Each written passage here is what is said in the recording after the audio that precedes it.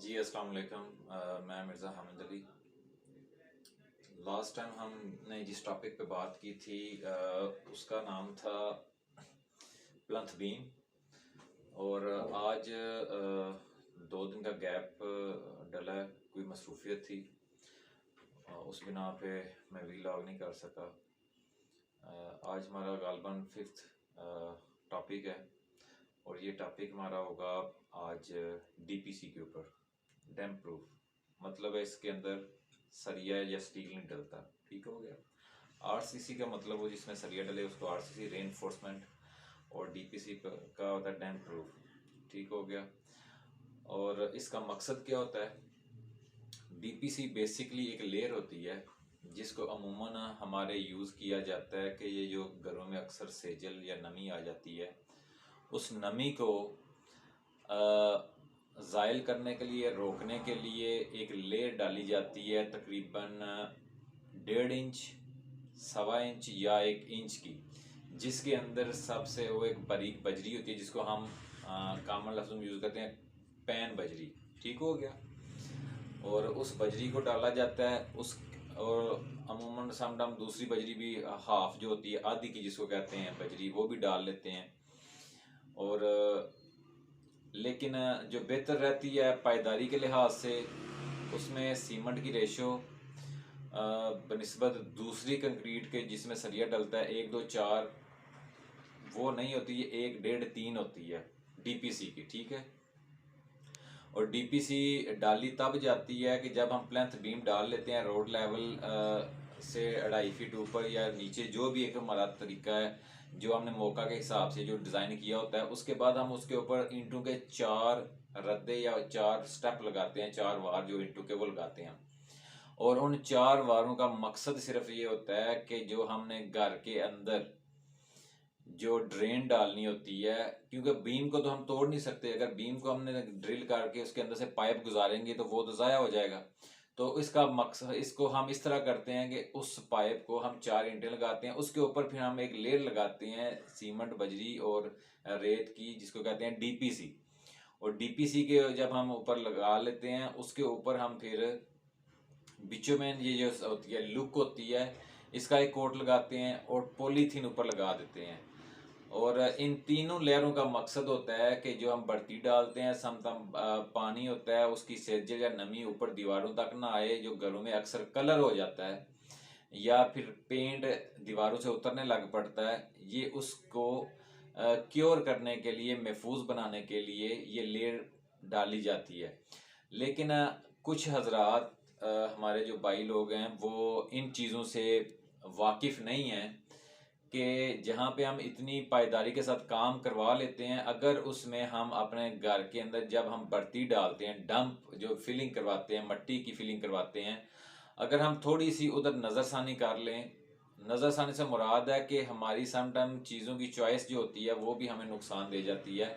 उसमें हमें करना ये है कि डीपीसी करने के बावजूद भी लोगों के घरों में नमी आती है। उसका मसला वही होता है जो हम बढ़ती डालते हैं, मोस्टली ज़्यादातर जो बढ़ती डालते हैं वो उसके साथ उसका होता है, क्योंकि बढ़ती हम डालते हैं जहाँ से हमें सस्ती मट्टी मिल जाए।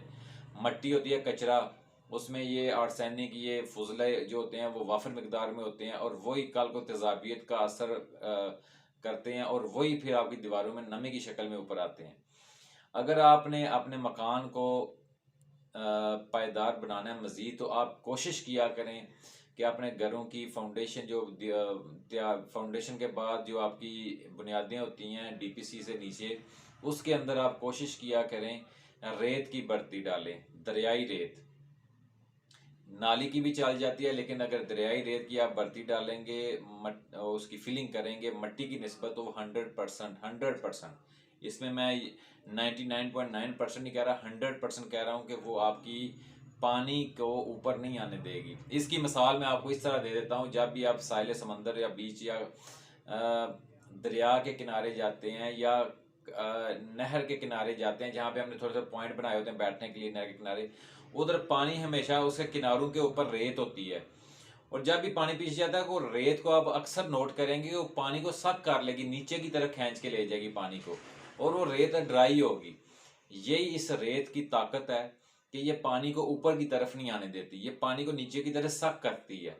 और मट्टी जो होती है वो उसके मसाम बंद होती है, मट्टी कभी भी पानी को नीचे नहीं खींचेगी, वो जहाँ पे होगा पानी उधर ही पानी ठहरा रहेगा। और उसके अंदर एक केमिकल, एक तेजाब जिसका नाम है आर्सेनिक जो होता है वो पैदा हो जाएगा, वो ही आगे फिर चीज़ क्रिएट करता है आपकी सेजल की, वही दीवारों में फिर आता है आर्सेनिक, ठीक है।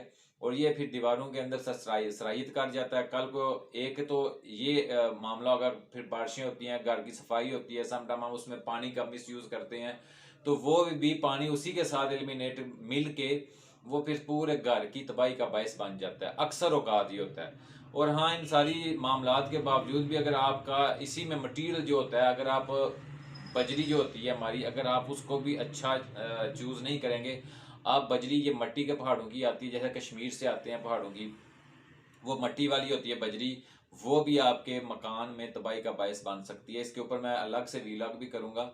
और कोशिश करें आप जो कुछ भी करें अच्छी मार्गला की बजरी इस्तेमाल करें, ठीक है, क्योंकि उसके जितने कॉर्नर होंगे, जितने साइडों के ऊपर गुलाई नहीं होगी, वो ही बजरी सबसे पायदार है।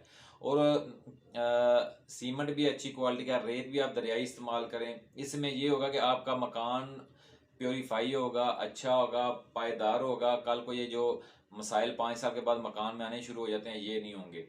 मैं फिर इस वीलॉग में एक बात ऐड करता जाऊं कि ये जितने मुशाहिदात हैं, जितनी बातें हैं, ये मेरी ज़ाती अपनी राय हैं।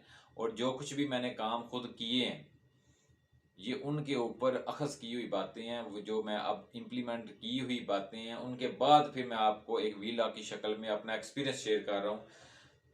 और इसमें ये बात दोबारा से ऐड करूँगा, मुझसे सबको इख्तलाफ हो सकता है, ये मेरी ज़ाती राय है। और मैंने अपने एक्सपीरियंस में जो काम किए हैं सारे ठीक भी नहीं हुए, लेकिन कुछ में मैंने मिस्टेक की थी। वो मिस्टेक मैंने किसके कहने पे की थी? क्लाइंट की फोर्स करने पे की थी। ये एज ए इंजीनियर या एज ए कंट्रैक्टर मेरी बहुत बड़ी गलतियां थी।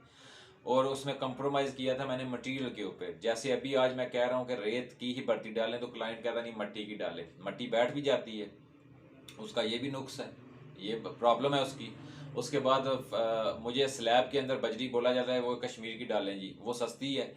वो डालने से क्या होता है, क्रैक्स आ जाते हैं लेंटर में, अक्सर औकात क्रैक्स आते हैं, 70% प्लस क्रैक्स आते हैं।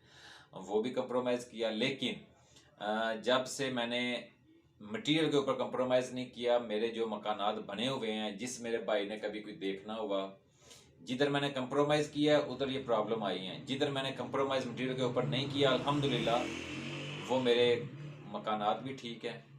वो हर चीज़ जो है अपने पायदारी में अपनी मिसाल आप है।